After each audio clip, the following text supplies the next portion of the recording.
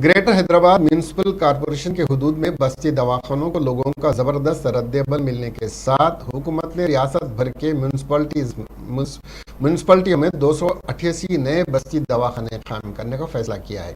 ये फैसला तेलंगाना के तमाम कस्बों और शहरों तक महदूद तक सेहत की देखभाल की खिदमात की तोसी से मुताल्लिक एक मीटिंग के दौरान लिया गया।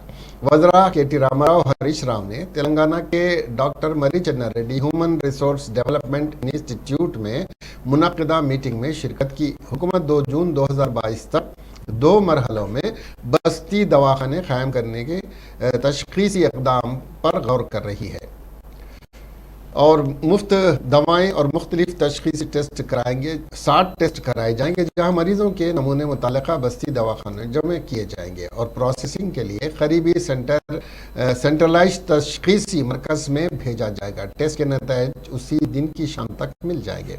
इस वक्त DHMC हदूद में 256 बस्ती दवाखाने हैं और नए 288 सहूलतों के साथ रियासत में बस्ती दवाखानों की कुल तादाद बढ़कर 544 तक पहुँच जाएगी।